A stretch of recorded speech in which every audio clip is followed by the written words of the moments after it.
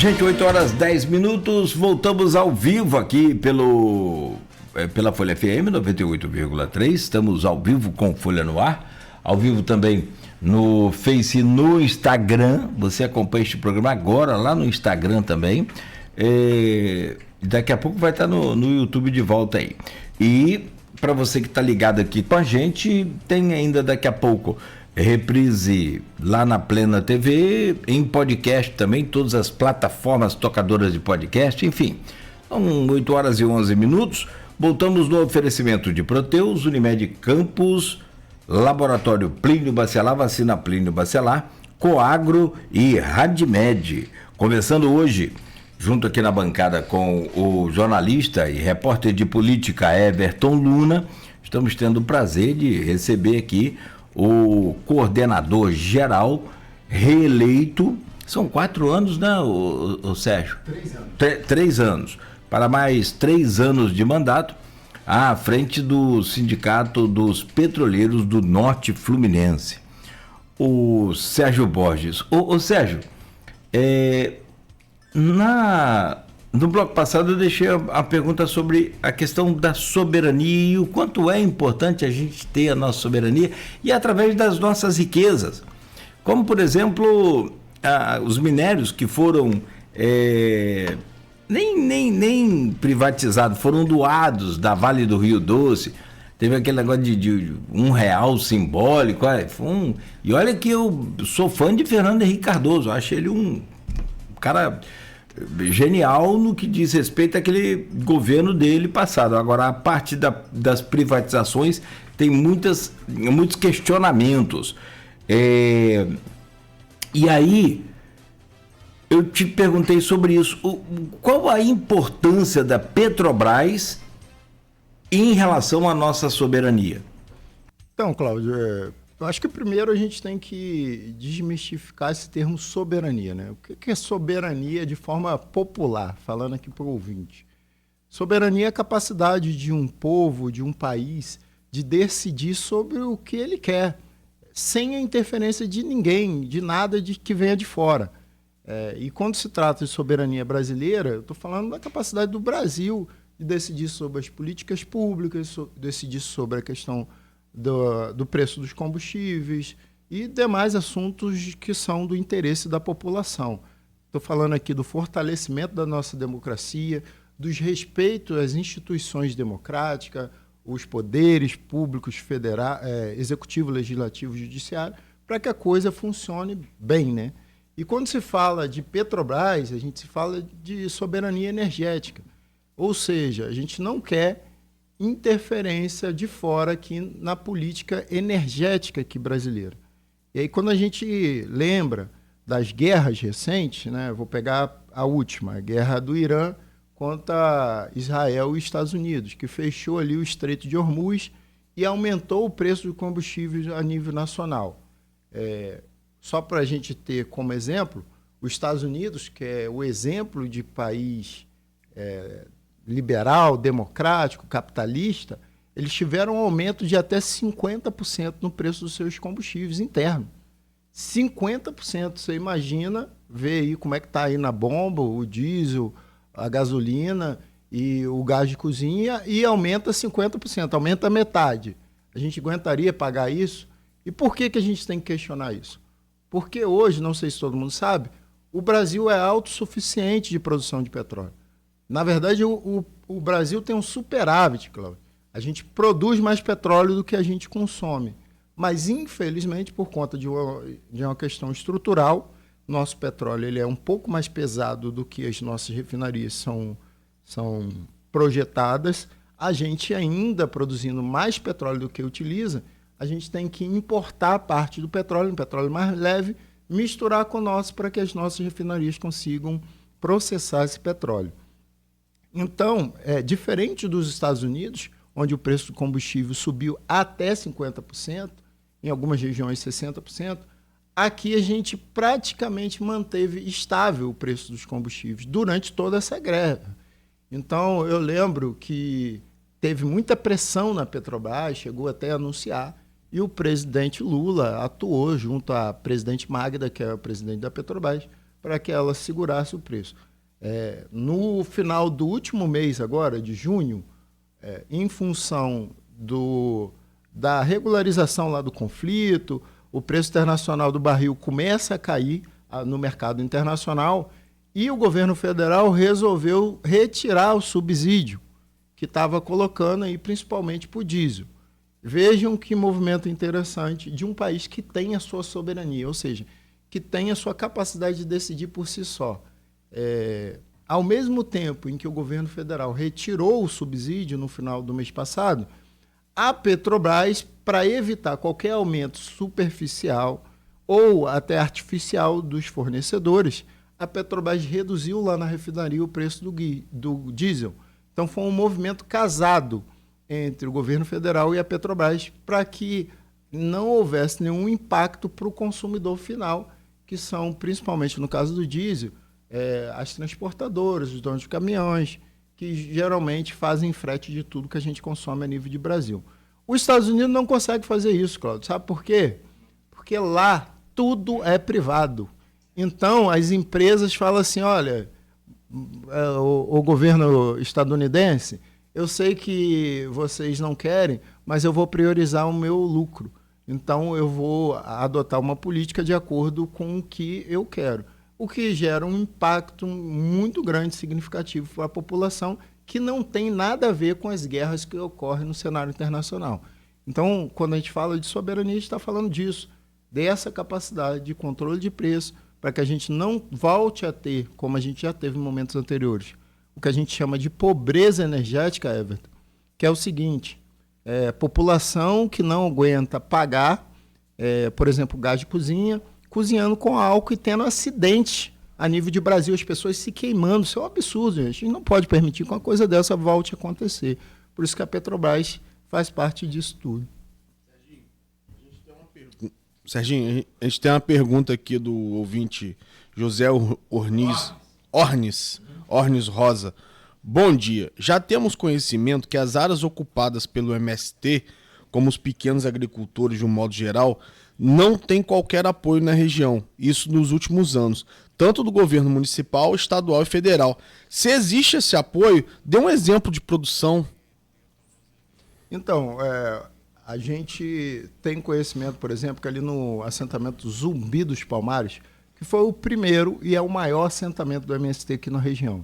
Ele pega ali aquela parte de Guarus, Travessão ali, e vai lá próximo de São Francisco. A gente tem produção ali, por exemplo, de abacaxi, a gente tem produção de mandioca, e a gente tem alguns outros produtos como coco, laranja, deixa eu lembrar mais algum aqui, que eu recentemente... Aipim, mandioca, aipim, laranja, melancia, tem alguma produção ali. Qual é o problema deles? O problema deles que eu concordo com você, José, que eles não têm nenhuma infraestrutura, nenhum apoio de infraestrutura.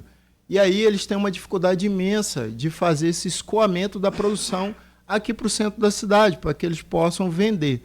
E dependem sempre de um atravessador. E aí o produto sai lá do assentamento a centavos e chega aqui muito caro para a gente, às vezes inviabilizando até o próprio produtor. Talvez se Campos voltasse a investir em iniciativas aí onde a gente conseguisse concentrar e escoar essa produção, a gente conseguisse incentivar mais alguns pequenos produtores. Eu sei que esse projeto dessa associação do MST, que vai trazer para Campos uma agroindústria, prevê uma logística de escoamento e uma logística de beneficiamento desses produtos. Então, a tendência é que os produtos do MST, desses assentamentos, comecem a aparecer com mais frequência aqui no centro da cidade. Falando um pouco agora de eleição, a pesquisa do Instituto IDEA, divulgada na quarta-feira, mostrou que o presidente Lula lidera em todos os cenários, tanto em primeiro quanto em segundo turno. Na espontânea, o pré-candidato à reeleição segue estável, com 32%, enquanto o senador Flávio Bolsonaro subiu de 18,7% para 20,3%, em comparação à sondagem anterior. Nas estimuladas de primeiro turno, Lula mantém 40,4% contra Flávio com 32% e Michele com 29,4%. No segundo turno, Lula e Flávio estão tecnicamente empatados no limite da margem de erro. Como que você está avaliando essa caminhada eleitoral e a trajetória do presidente Lula? O que você acha que pode fazer ele ganhar no primeiro turno ou não? Como que você avalia? Primeiro, assim, o presidente tem adotado uma estratégia de falar das entregas do governo federal, né? Que é uma coisa prevista para quem é a situação, para quem está no mandato.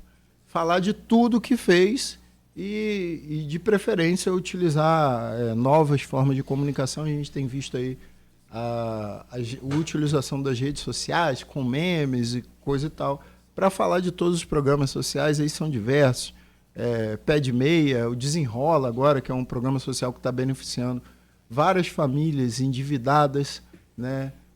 O combate aí às bets, enfim, Bolsa Família, Luz para Todo, Gás do Povo, são diversos programas sociais que o governo tem utilizado agora, e eu acredito que quando a gente vai entrar em modo campanha eleitoral, ele vai falar disso com exemplos práticos onde as pessoas se identificassem. Mas a gente lembra que, por outro lado, a oposição também vem batendo naquilo que se prometeu e que ainda não se avançou.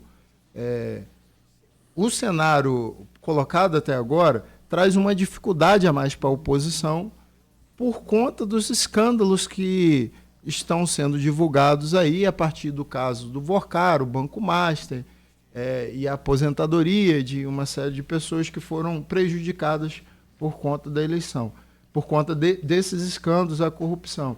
E levam um agravante agora com as brigas internas da própria família Bolsonaro, né?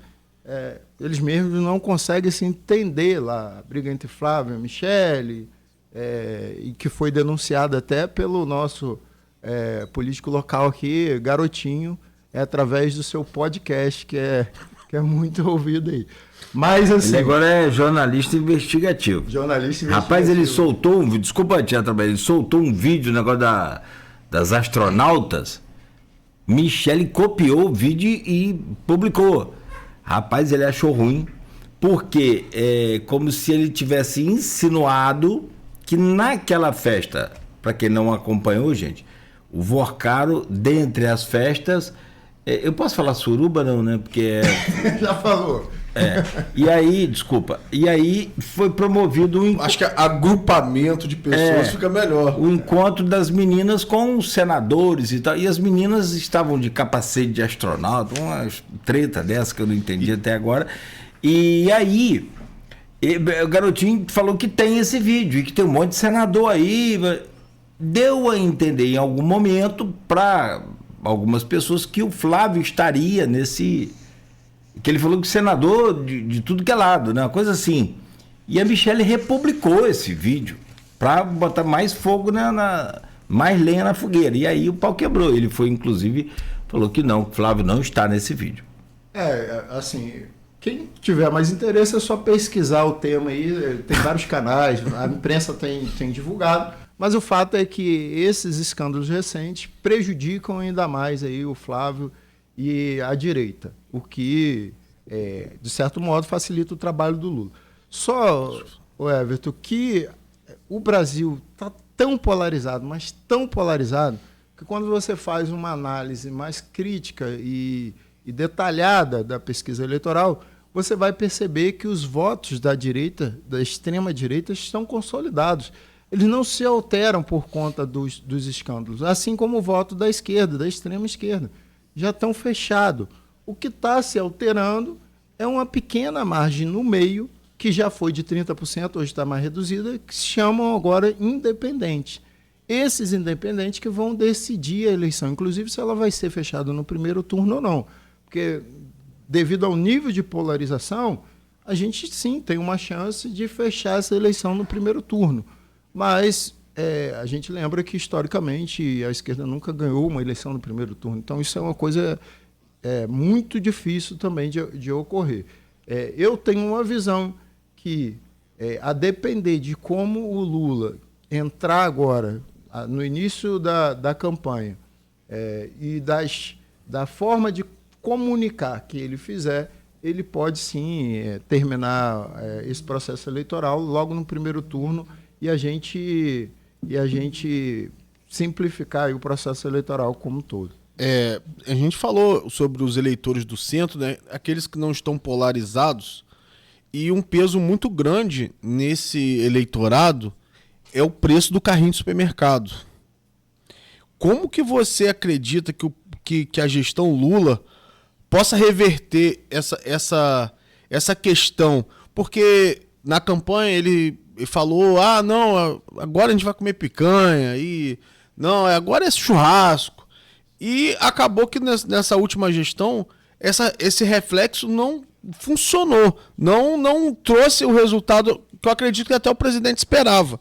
O supermercado continua pesando muito no orçamento brasileiro, muito no orçamento brasileiro médio, né, e do pobre. E isso vai ser um fator decisivo para o eleitor de centro. Como que você analisa e uma sugestão para que possa efetivamente o carrinho de compra ser mais leve no orçamento do brasileiro? Então, essa é uma questão central para o governo falar, debater e trabalhar, né? Isso passa, obviamente, pelo controle do preço da inflação, né? Controle da inflação, dos preços dos alimentos, principalmente.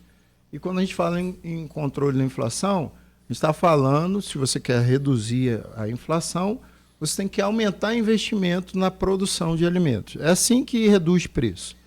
O preço se reduz aumentando os investimentos, porque o consumo, numa sociedade capitalista, o que define o preço é o equilíbrio entre oferta e demanda. Qualquer produto que tenha uma oferta muito grande e pouca demanda, ele cai, e o contrário, ele sobe, né? Se tiver uma procura muito grande e pouca oferta, o preço das coisas começam a subir. Então, o governo tem que ter um projeto consolidado de investimento, aí volta com o diálogo com o ponto anterior, em agricultura familiar e alimentos que são consumidos aqui dentro do Brasil, para que a gente consiga equilibrar essa questão do consumo, uma vez que os programas sociais do governo aumentam o poder de compra da população. Então, se o governo hoje está trabalhando na questão do endividamento, por exemplo, através do Desenrola, que está reduzindo o endividamento, o cidadão com um pouco mais de dinheiro, ou até aquela questão da isenção do imposto de renda, para quem ganha até 5 mil, aquele dinheirinho a mais, aqueles R$50 a mais, vira uma feira, vira uma compra. E isso aumenta o consumo. Então, o governo vai ter que equilibrar isso. Isso é uma verdade. Agora, por outro lado, a gente também tem que desmistificar a ideia de que as coisas são caras. Porque, por exemplo, já estiveram mais caras. Não é que não estão caras, estão caras, mas já estiveram mais caras. Eu lembro, por exemplo, Cláudio, de comprar arroz acima de R$40, aquele saco de 5 quilos de arroz. E hoje está caro? Tá, mas não está. Óleo chegou a 14. O óleo chegou a 14. Eu lembro do quilo do contrafilé batendo 60 e pouco em alguns momentos. Hoje, reduziu um pouco do que era. Mas eu concordo com a fala do Everton de que o governo ainda precisa reduzir um pouco mais, então precisa trabalhar um pouco mais essa questão. Por exemplo, as carnes, né? Recentemente teve uma disputa aí de importação, se a China aceitaria a carne brasileira, se a Europa aceitaria ou não. Eu sei que no momento em que a carne brasileira no mercado internacional começou a ser travada, o preço da carne aqui começou a cair. E a gente começou a ter acesso a uma carne com custo mais barato. Agora, como liberou direto, para quem produz, tá ótimo, que ele vai importar essa carne mais cara. Agora, para quem consome aqui, de fato, a gente paga um alimento mais caro. O governo vai ter que equilibrar isso. Vai ter que dar um jeito de focar. Preço dos alimentos, ou seja, a gente está falando aqui da feira, da compra, o carrinho, é um ponto central para a população. E aí, de fato, ele vai ter que dar uma atenção muito especial, porque a gente ainda sente, e aí é evidente, a gente percebe isso quando vai fazer a compra, Cláudio, que o carrinho está vindo um pouco mais vazio Tá mais do que vazio. já teve. E o bolso também, infelizmente. Ô Sérgio, quero trazer aqui as pesquisas de governador, lembrando que o fera em pesquisa aqui é Aloysio, mas já deixa tudo mastigado aqui pra gente. Então, para você também analisar qual é a sua visão sobre esses números e sobre a realidade que a gente tem. Mas eu preciso fazer como aquele Al Pacino, não com o talento dele, né, mas com a minha beleza, tem que fazer um de advogado do diabo, cara, porque assim, houve pela primeira vez, a gente que trabalha em rádio, a lei de eleitoral para radiodifusão, ela é muito severa, ela é muito séria. Você tem uma série de... né, Marcelo? Marcelo acompanha também há muitos anos, e eu sou chato com coisa de lei eleitoral, não. Rapaz, é um negócio... porque assim, lei você tem que cumprir. Você quer discutir, você vai discutir, mas você tem que cumprir. E é para cumprir, então conte comigo. Mas assim, no governo Bolsonaro, houve um pacote de bondades dentro da eleição que eu jamais imaginei ver com tanta severidade da lei eleitoral, que não permite propaganda extemporânea, não permite os gastos do governo fora daquele padrão. Como era um período pós-pandemia, eu acho que isso tudo afetou muito. E o próprio Bolsonaro conseguiu, o Congresso também, liberar um investimento pesadíssimo, por exemplo, num programa social que é muito famoso e contestado por uns e sempre dá polêmica, que é o Bolsa Família.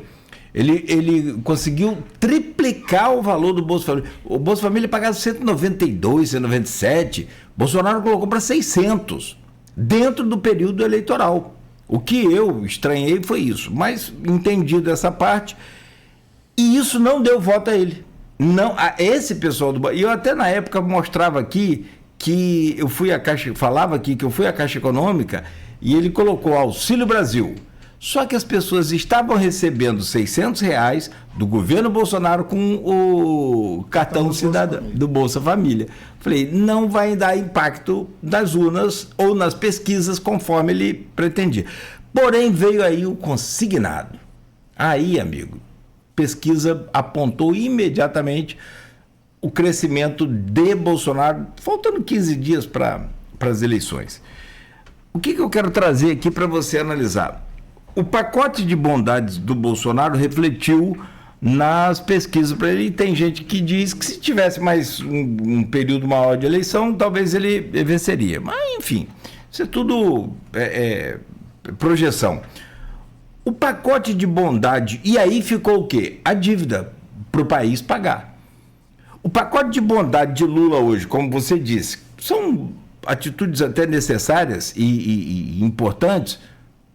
Esse recupera aí a recuperação do nome da pessoa, é um negócio fabuloso, porque está todo mundo endividado. Você tem quase, nós falamos aqui outro dia, né, mais de 80 milhões de brasileiros endividados. Enfim, o que eu quero dizer o governo gasta mais do que ganha em alguns pontos. Como é que você imagina isso no futuro, quando essa conta chegar? Então, Cláudio, essa discussão de endividamento brasileiro faz parte também de uma visão de mundo que a esquerda tem de um lado e a direita de outro, né? Passa por aquilo que você acredita ser o caminho para o Brasil dentro de um modelo econômico que é pressuposto e em alguns países eles chegam até a cumprir. Os governos hoje, que se dizem democráticos, têm uma preocupação muito grande com a taxa de câmbio, tem uma preocupação muito grande com a inflação e tem uma preocupação muito grande com o endividamento. E aí calha com o que você está falando. Superávit ou não? O que é bom, o que é ruim? Na nossa visão, óbvio que o controle da inflação é uma preocupação, por quê? Porque a inflação ela impacta principalmente o pobre, a parte mais frágil da população de um país. E o câmbio também, porque interfere nas negociações internacionais, nos negócios, nas exportações e importações do país. Agora, essa questão do endividamento, se a gente comparar o Brasil com os principais países democráticos e do mundo capitalista, eu estou falando aí dos Estados Unidos, ou dos países europeus, a Grã-Bretanha, né, o Reino Unido, a França, a Espanha, Portugal, a Alemanha, a própria Alemanha, a gente vai perceber que o Brasil ainda não está no nível de endividamento que esses países estão. Isso porque lá adota-se, sim, políticas sociais de estímulo à economia local. O Bolsa Família, que é um dos principais instrumentos aqui de transferência de renda do governo federal, ele é adotado por todos esses países, inclusive pelos Estados Unidos. E ele, aqui no Brasil, a gente já falou sobre isso em alguns momentos, tem uma característica de fazer com que a população, com o passar do tempo, não dependa mais. O número de famílias beneficiadas pelo Bolsa Família que saem do programa é uma coisa absurda, que conseguem um emprego e que dão uma qualidade de vida melhor e que conseguem a educação dos filhos, é uma coisa absurda. Aí quando a gente vai para o desenrola, o que a gente tem hoje? Um dos principais problemas da população é o nível de endividamento das famílias. Isso tem a ver com uma série de fatores aqui que a gente necessitaria de um outro programa para falar só disso. Mas o que mais chama a atenção, Luna, nesse problema é o avanço das bets, né? Uma parte considerável da família estão se endividando através de apostas. Não é só isso. Se eu falar que só isso, eu vou estar sendo leviano. É claro que tem algumas pessoas que se perdem em alguns compromissos. A gente tem pessoas que perdem o emprego, a principal fonte de renda, e aí não tem jeito, Cláudio, você está com uma dívida, infelizmente, por uma coisa, você perdeu o emprego, você vai ficar endividado. Mas o fato é que o endividamento das famílias é um dos principais pontos. E o governo tem que tratar, porque isso está afetando a população. O que eles pensaram em termos de programa, o Desenrola 2 vai nesse sentido, de que há um alívio muito grande por parte de quem aderir ao movimento, mas também tem um compromisso. Porque não é só reduzir a dívida, porque senão a pessoa pode diminuir a dívida, como eu tive uma amiga que estava devendo R$8.000, não é brincadeira, não foi assim, eu não ouvi falar, ela me mostrou. Ela estava devendo R$8.000 e teve que pagar 900 e pouco. Era menos de R$1.000 que ela pagou e quitou a dívida dela. Mas aí ela tem uma série de compromissos. Um deles que ela não pode estar cadastrada nesses aplicativos de apostas. Não pode, para que ela não se endivide. E aí tem algumas restrições também para pegar empréstimo, coisa e tal. A ideia pelo programa é que a população tenha acesso a um tipo de disciplina financeira para que consiga minimamente se organizar e seguir sua vida, inclusive cumprindo suas obrigações normais, como alimentação e quitar as suas dívidas. Agora, se isso vai refletir numa melhoria na avaliação do governo, eu acredito que depende muito do nível de polarização das pessoas. Porque quem é de direita conservador, mesmo aderindo e sendo beneficiado por um programa de governo, vai continuar mantendo sua posição política. Inclusive, não reconhecendo os avanços que ocorreram recentemente. Como eu falei, eu acho que um dos principais desafios, mas não só para a esquerda, para o país como um todo, né, tentar reduzir esse ritmo de polaridade para que as pessoas caiam em si e avaliem, de fato, o que é melhor para o país. Porque se a gente continuar nesse nível, aí fica aquele fla-flu, né, um contra o outro, e a gente não vai conseguir construir, de fato, um consenso para uma sociedade melhor. E o pior desse fla-flu aí é que você passa a ver e aí não tem lado. Eu acredito que não tem lado, mas você passa a ver pessoas fazendo sopa de osso. Eu tive essa infeliz oportunidade de ver as famílias que moravam no lixão em Campos, e sei de perto, bem de perto, o que é, assim, essa vida. As pessoas passavam o dia inteiro, com as crianças, inclusive, para catar lixo, né?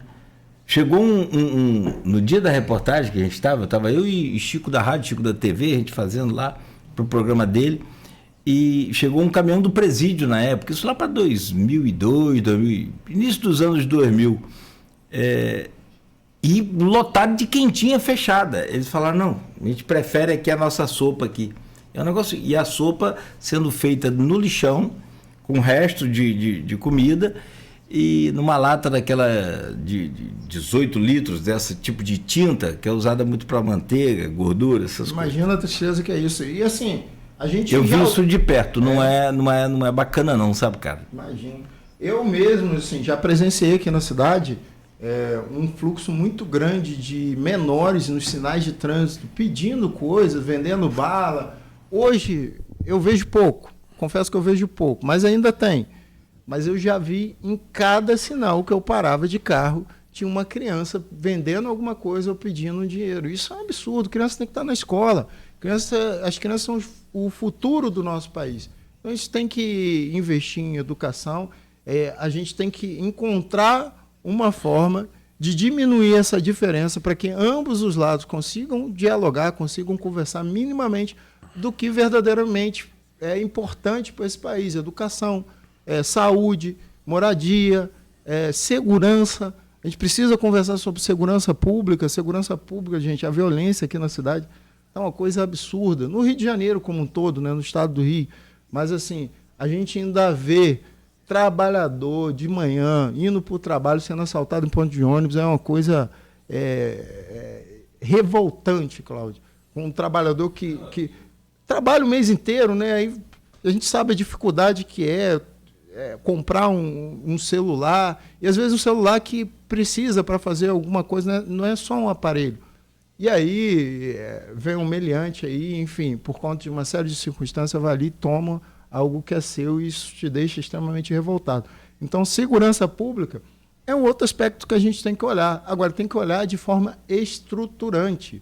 Não adianta querer enxugar gelo, porque senão a gente continua aprendendo, as pessoas não identificam o que está fazendo as pessoas virem para a criminalidade, e a gente continua nesse ciclo de vício, né?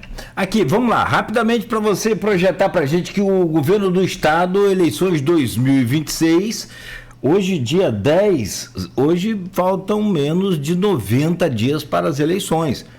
E aí, tem aqui a última pesquisa que o Aloysio deixou antes dessa pausa que ele está fazendo aqui no Folha no Ar, no jornal, foi a de 4 de julho, que traz Paes a governador com mais de 36 pontos à frente do primeiro e segundo turno da pesquisa Instituto Paraná. Só trazer alguns números e destacar uma coisa: Garotinho não foi testado em um cenário de segundo turno com Paes. Não sei porquê, se tem alguma bronca lá, né? Enfim, mas ele não foi testado. E aí, aparece aqui um cenário de primeiro turno da seguinte condição: todos os candidatos ou todos os pré-candidatos que estão hoje disputando. Eduardo Paes aparece com 54,2%. Em primeiro lugar. Em segundo, Douglas Ruas, 14,6%. E que eles misturam nenhum e não respondeu aqui na ordem, aí me quebra. Mas vamos lá. Wilson Witzel, 3,5%. André Marinho, 4,9%. Wilson Witzel, 3,5%. O bombeiro Rafa Luz, 2,2%. 1,9 o André Português, 1,9 o William Siri. Num cenário de segundo turno, sem Garotinho, Douglas e Paes e Douglas. Paes aparece com 62%, Douglas com 23,9%. Isso na estimulada, onde o Instituto fala o nome do candidato e não da cabeça do eleitor. Como que você vê esses números? É possível afirmar também num primeiro turno no estado do Rio? Tem uma possibilidade grande. O Eduardo sai bem avaliado da Prefeitura do Rio de Janeiro e da região metropolitana como um todo. E a gente sabe que uma parte considerável da população do estado está concentrada ali na metropolitana do Rio, né? Estou falando ali do próprio município do Rio de Janeiro, da Baixada Fluminense, tem grandes municípios ali, como Caxias, São João de Meriti, Nova Iguaçu, e daquele corredor ali de Niterói, São Gonçalo, também tem uma densidade demográfica muito grande. Então, por estar perto e a avaliação do Eduardo ser extremamente positiva, inclusive a gente viu isso na eleição para o município, há 2 anos atrás, ele sai muito bem votado ali. A gente sabe, Cláudio, que ele tem uma preocupação especial com a direita, que, de fato, no momento em que cravar o seu candidato, o candidato do bolsonarismo, vai sair aí com no mínimo 30%, ele sai de 30 e pouco por cento, qualquer um que eles botarem a mão e falarem aí. Mas a gente também sabe que assim, o Eduardo Paes ele consegue trafegar muito bem no campo da direita, entre o campo da direita, centro, e agora está se aventurando para o campo da esquerda. Obviamente, dentro de uma análise de que as forças, vamos botar assim, democráticas do Rio de Janeiro, têm tentado, numa ampla aliança, para reduzir a força do bolsonarismo aqui no Estado, a gente tem sim a possibilidade de fechamento no primeiro turno. Recentemente, não sei se vocês acompanharam a notícia aí, mas houve uma reunião entre Eduardo Paes com o Quaquá, que foi o ex-presidente estadual do Rio de Janeiro, hoje prefeito lá de Maricá, Benedita e o Pedro Paulo, né, para que se consolidasse uma chapa entre senadores, e aí ainda assim sairiam com 2 senadores, o que aumentaria aí a possibilidade de eleição tanto da chapa da Benedita no Senado, quanto da chapa do Pedro Paulo. A gente tem, na eleição para o Senado, uma eleição majoritária de primeiro turno. Por quê? É uma característica interessante, né? Geralmente, os votos mais ideológicos, que a gente chama voto de opinião, tendem a votar com o candidato que mais se identifica e no segundo turno ele faz a escolha contra aquele candidato que ele rejeita. Geralmente é assim. Mas no Senado, não. No Senado você tem que indicar, e esse ano são 2 senadores que a gente vai estar elegendo, o que complica ainda mais para a população geral. Ainda assim, tem uma perspectiva boa. E nesse cenário, o Eduardo Paes vem dialogando, vem compondo, vem construindo com um amplo aspecto político para tentar matar essa eleição do primeiro turno e, na visão dele, colocar uma pá de cal aí no bolsonarismo do nosso Estado. Eu estou empolgado com essa perspectiva. Obviamente, por ser de um campo progressista de esquerda, eu sempre vou defender o avanço da democracia e o diálogo com aqueles que se propõem a dialogar, mesmo de campos que sejam diversos, como a própria direita e os próprios liberais. Mas, ainda assim, a gente entende que é preciso avançar na democracia aqui dentro do Estado, porque o que a gente vê hoje, como resultado das investigações de todo esse povo, vários governadores, ex-governadores presos, o pessoal da Alerj aí que a gente está vendo, né? Já comentou, vocês já falaram disso há muito tempo, um monte de gente na cadeia, ainda vai ter mais gente presa. A gente precisa dar um jeito no Rio de Janeiro, né, gente? Serginho, você já deu o caminho para o segmento da conversa. Para o Senado, você acredita que o Senado, voltando um pouquinho, o Senado que nas últimas eleições tem sido dominado pela direita, e a direita bolsonarista, você acredita que nessa eleição será possível eleger 2 senadores do campo progressista e do centro? Então, Luna, eu acho que sim. Não é uma tarefa fácil, mas há sim uma possibilidade a partir das articulações que foram feitas e de como esse campo progressista vai trabalhar na eleição. Eu tinha aqui uma pesquisa de intenção de voto. Isso está variando um pouquinho, Cláudio, a partir do... Registrada no STF, Sim. Se tiver... A última foi a Paraná Pesquisas, que mostra Fala aí, como é que tá? Benedita com 33, Crivella com 25,9, Márcio Canela, recentemente preso, 21,9, Pedro Paulo com 21,5, Carlos Jordi com 12,1, Mauro Campos com 10%, Mônica Benício com 9,9% e Hélio Seco com 4,9%.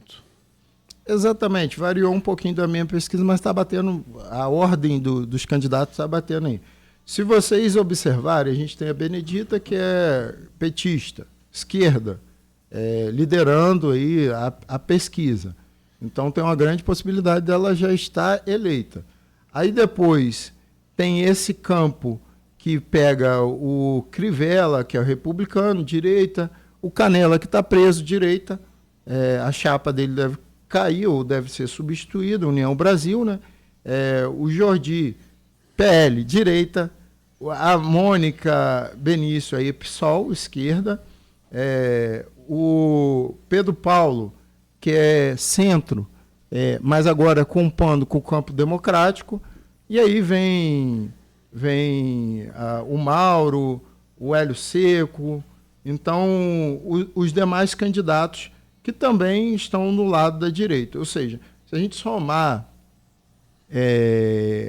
as candidaturas de direita, eles têm uma grande quantidade de votos.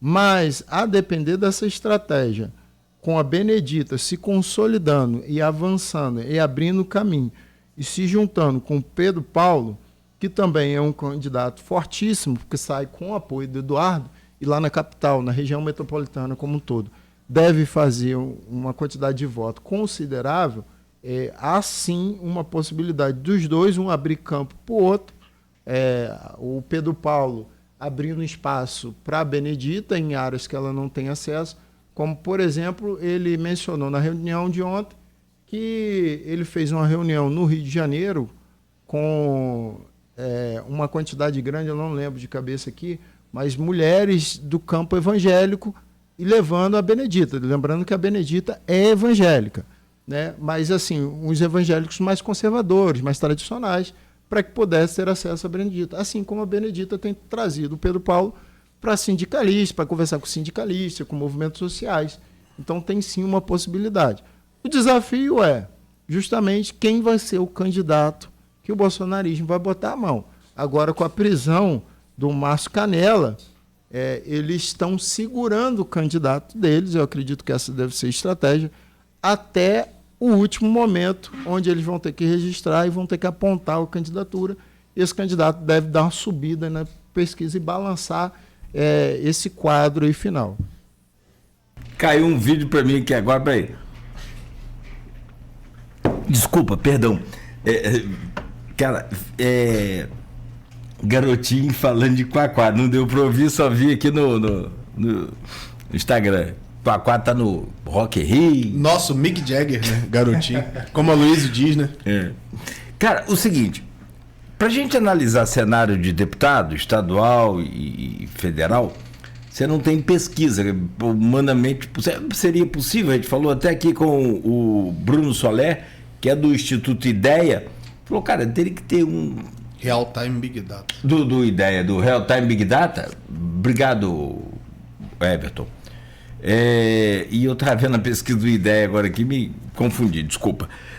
Mas assim, ele falou, cara, eu vou ter que ter um exército, e você não vai conseguir fazer com precisão, talvez tão mais avançada quanto é o de cargo para executivo, que é a majoritária. E aí eu te pergunto de um cenário muito particular que envolve o PT. E aí o Quaquá, que veio a Campos abraçar a candidatura do Maicon Cruz, que não é PT, mas entra no PV, que vai naquela que a gente chamava de antiga coligação, hoje é federação, né?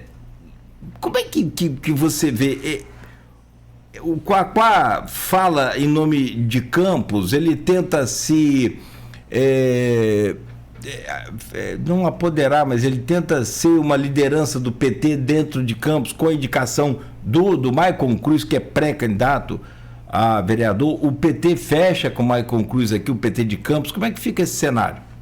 Então, eu acho que primeiro a gente tem que entender que o PT é composto de vários pensamentos, vários agrupamentos que são entendidos como correntes políticas.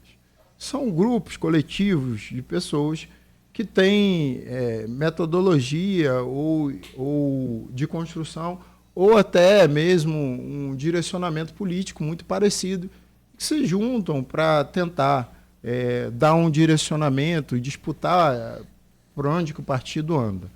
Então, o Quaquá, ele faz uma disputa que é legítima dentro do partido, para cada vez mais se empoderar. Isso não é a nível só do Rio de Janeiro, não. Isso é a nível nacional, né? O Quaquá, ele se junta com outros parlamentares, outros atores políticos petistas de diversos campos, diversos estados, para se fortalecer a nível nacional e aumentar sua influência dentro do partido. Aqui na região, ele fez esse movimento de aproximação. Ele já tinha sinalizado nas eleições anteriores com a Carla Machado, né? Aparentemente, a conversa, o diálogo, a construção política ali com a Carla não deu muito bom, e aí a Carla recentemente sai do partido, e agora ele tenta essa construção de uma parceria política aqui com Maicon Cruz, que é um jovem da cidade, né? A gente, a partir da vinda dele para o PV, que compõe a federação que o PT está inserido, a gente estreita esse diálogo com o Maicon Cruz e começa a ter conversas, até para entender qual o posicionamento do Maicon, o que ele está pensando para o futuro da cidade, o que ele está entendendo como sendo o projeto dele.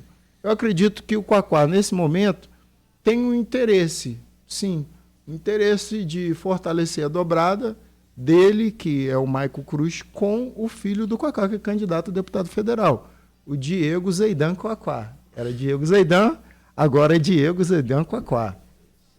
Tem, sim, um interesse, é um interesse legítimo, mas, assim, o Diego é um dos candidatos mais fortes que a gente tem aí a deputado federal na nossa federação, pelo Partido dos Trabalhadores, deve, dentro da projeção que a gente faz dentro do PT, deve estar eleito, obviamente quer ser eleito e bem eleito, né? E aí, para isso, ele sai fazendo composições em diversos lugares, inclusive aqui em Campos.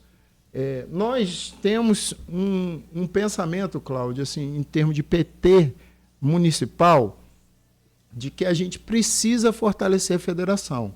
Um dos objetivos centrais na eleição do Danilo, dois, né, que é o central, o primeiro deles ele já cumpriu. Aliás, mandar um abraço aqui para o meu presidente do Partido dos Trabalhadores aqui de Campos, Danilo Dutra. Um abraço, meu amigo, tamo junto. Ele saiu com alguns objetivos bem centrados assim, na sua campanha. Um deles era a criação de uma sede no partido. E ele cumpriu. A gente está com a sede agora lá no Jardim Carioca, uma sede bem legal. Inclusive, durante os jogos da Copa, a gente assistiu alguns jogos lá com o pessoal do PT. Tem um espaço bacana para fazer eventos, para receber as pessoas. É no Jardim Carioca, eu não lembro exatamente o endereço, mas é ali perto da onde era o Banco do Itaú. Ali perto da Carme Carneiro ali. E o segundo objetivo do Danilo, pelo menos ele colocou lá durante a campanha dele, é eleger um vereador aqui para o nosso município. De preferência, obviamente, um vereador do PT, né? Ele é do partido, ele sabe que é importante ter na federação, mas que de preferência venha para o PT. E isso passa, sim, por um diálogo de fortalecimento de toda a estrutura. E o Maicon vindo para o PV, de certa forma, ele ajuda a gente a ampliar os quadros que vão estar lutando e trazendo mais votos para a federação. Ele já é um vereador de mandato, né? Está agora pré-candidato a deputado estadual, e obviamente, com uma chance muito grande de ser eleito, porque o Maico também tem uma boa articulação, tanto para dentro do município quanto para fora, com alguns prefeitos, alguns quadros políticos que têm peso para além da região aqui norte fluminense, né? E amplia essa possibilidade.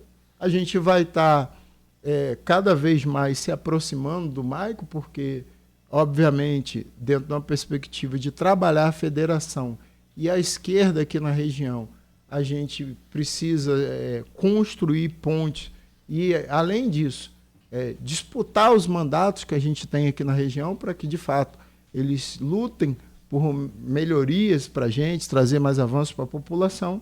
E vamos estar também, de forma institucional, mesmo com todas as críticas que a gente tem ao Quaquá, de vez em quando o Quaquá faz algumas falas, né? Ele tem um estilo muito parecido com o Garotinho, né? Do nada ele solta uma bomba na internet. Eu ia falar isso agora, que ele é o Garotinho de Maricá. Ele é o Garotinho de Maricá. Ele puxa o pino da granada, joga Daqui a pouco ele vai, passa, reciba, né? O bom é que ele e Garotinho se entendem na rede social, né? Estão lá, os dois, um falando do outro lá. Mas outra novela. Então, mas ele tem uma parte também interessante, que é essa renovação, essa cobrança pela...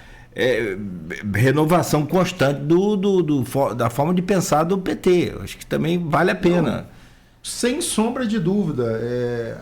Muito embora a gente tenha, assim, perceba muitas críticas, inclusive internas do partido ao Quaquá, eu lembro aqui que nos piores momentos do PT no estado do Rio de Janeiro, quem segurou as pontas do PT foi o Quaquá, entendeu? Então, assim, Maricá tem uma importância muito grande para o partido, porque naquela eleição de 2018, a gente, mesmo com os erros que ele cometeu, ele foi para a eleição sabendo das limitações, do risco que tinha da gente perder aqueles votos.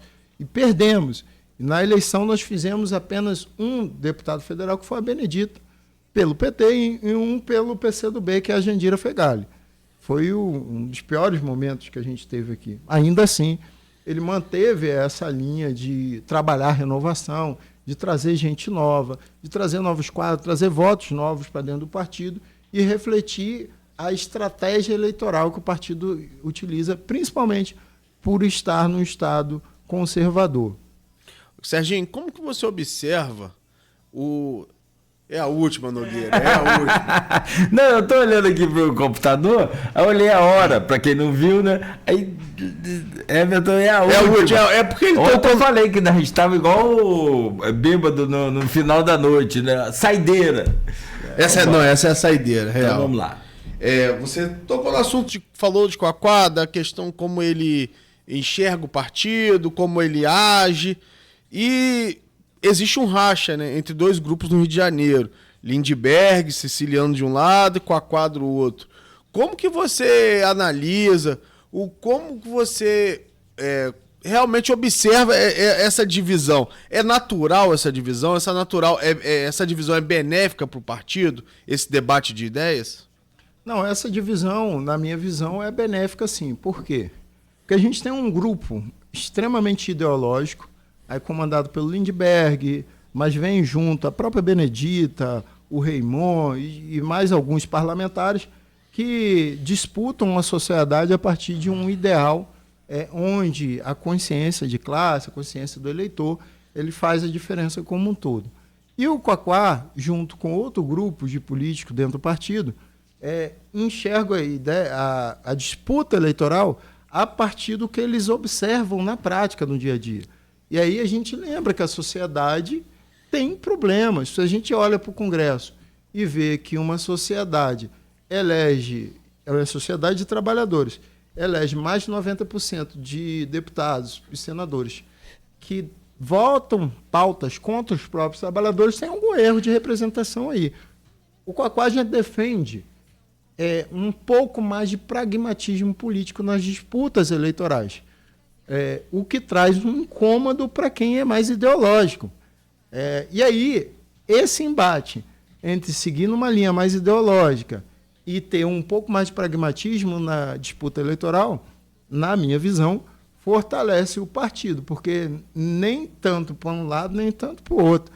A gente tem que achar um bom senso aqui. Nem tanto ao céu, nem tanto ao mar, né? Exatamente. Eu queria chegar aqui e fazer um discurso empolgado e convencer as pessoas. Só que eu sei o que acontece nas periferias da cidade. Eu sou de Guarulhos. Sei o que acontece lá. Eu sei quais as demandas do povo. Sei que é um povo viver com medo da violência. Sei que é um povo que não tem o que comer. Então isso também tem que ser levado em consideração. E esse debate é legal para o partido. A gente fica preocupado um pouco com as fofocas que surgem nos embates, que aí você perde o controle, e aí as coisas da vida. Quaquá é meio metralhadora, né? Ele não tem limite, né? Total. Mas bobo não é. Não. Não é. Ele é vice-presidente nacional do PT, o filho dele... Ele é vice-presidente nacional. Vice-presidente nacional. O filho é presidente estadual do PT, então bobo ele não é. Ele comanda uma das cidades mais importantes que a gente tem Também hoje foi deputado federal, vai eleger o filho, vai eleger ex-esposa, vai eleger um grande quadro de parlamentares e ninguém consegue fazer isso sendo bobo, né?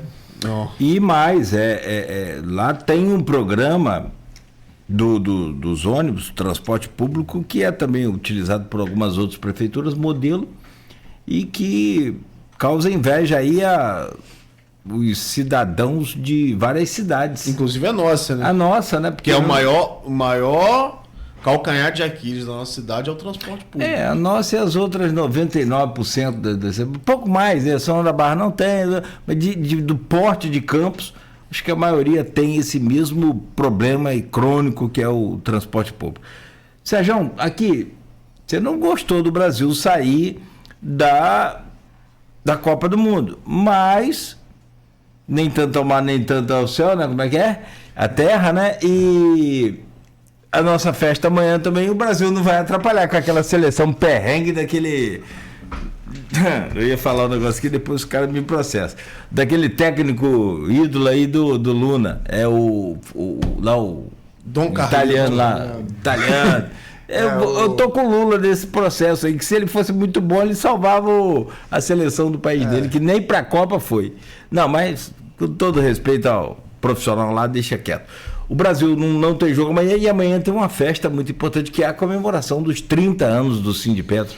Exatamente, né? A gente ficou triste, né? Eu torço sempre pela seleção brasileira, independente de quem esteja jogando, de quem esteja treinando a seleção. Eu sou brasileiro com muito orgulho, com muito amor, vou sempre torcer para a seleção. Mas voltando para a festa, a gente amanhã vai fazer essa festa de 30 anos de existência do Sindipetro NF. São 3 décadas de muita luta, Cláudio. O sindicato que surgiu a partir do entendimento de que os trabalhadores que precisavam de um Sindipetro aqui no Norte Fluminense, na nossa região. E ao longo dessa trajetória, como eu falei, participou de embate político, fez várias greves, várias mobilizações, está sempre na rua, está sempre com um projeto social bacana, ajudando a população. Estamos antenados aos debates que ocorrem, estamos defendendo a nossa categoria, denunciando os problemas que ocorrem na indústria do petróleo, denunciando os acidentes e lutando por melhores condições para todos os trabalhadores. Vai ser uma festa bacana, vocês estão convidados, obviamente. Lembrar aí que todos os petroleiros e petroleiros são filiados ao sindicato, têm o direito e podem lá entrar aí no site do Sindipetro, colocar seu nome na lista, podem levar um acompanhante, participar com a gente desse evento. Vai ocorrer amanhã, sábado, a partir das 20 horas, lá na usina do Queimados, aqui em Campos. Então, filiados aí, o Sindipetro NF, estão todos convidados. A gente vai contar também com a participação de algumas autoridades políticas, a própria Benedita vem, com alguns deputados, Lindenberg, Raymond, a Marina, a Élica Takimoto e mais uma galera que vem junto. A gente convidou, obviamente... Marina Silva vem? A Marina do MST. Ah, Marina do MST. Do MST, não, Marina Silva não. Não, tá. A gente convidou, obviamente, autoridades locais, como as universidades aqui da região, e o prefeito também foi convidado, espero que compareça. Então, a gente acredita que vai fazer um evento muito bacana para comemorar essas 3 décadas aí de luta e também reafirmar nosso compromisso com os desafios futuros. Obrigado, amigo, por hoje. Boa sorte e parabéns aí pelas suas conquistas lá e, né, muita sorte nessa nova etapa agora. Beleza, Cláudio, eu que agradeço aqui o Everton, agradeço a você, agradeço a todos os ouvintes que estão nos acompanhando. Lembrar aí de quem nos acompanha também no Pod Povo, continua aí acompanhando esses debates que a gente faz 2 vezes por semana. Entra lá nas redes sociais do Sindipetro, né? @SindipetronF, @Serginho Petroleiro, para me acompanhar. A gente vai debater esses e mais outros assuntos, a gente está sempre fazendo um bom diálogo. E deixar aqui um grande abraço a todo mundo e até a próxima. Até a próxima também, meu caro. Até segunda-feira. Terça-feira. Opa! Protegido da empresa, rapaz, tá aqui. Não tem? Deus tem seus escolhidos? Sim. Não tem aquele meme? É isso. Até terça, Nogueira. Terça. Não, porque tem uma folguinha por causa do jornal, o couro come. Né? O jornal impresso amanhã bem cedo nas bancas, com todos os detalhes aí da semana e tudo mais. Obrigado, Everton. Obrigado, Nogueira. Obrigado, Serginho. Obrigado, Marcelo. Obrigado aos ouvintes. Bom final de semana. Valeu. E até terça. Se Deus quiser. Valeu, Marcelo. Obrigado também. Ficamos livres de Beto hoje, graças a Deus. Mas se Marcelo. Valeu, Marcelo. A gente volta segunda-feira às 7 da manhã aqui no Folha no Ar. Oferecimento de Proteus Unimed Campos, Laboratório Plínio Bacelar, Vacina Plínio Bacelar, Coagro e Radmed Diagnósticos por Imagem.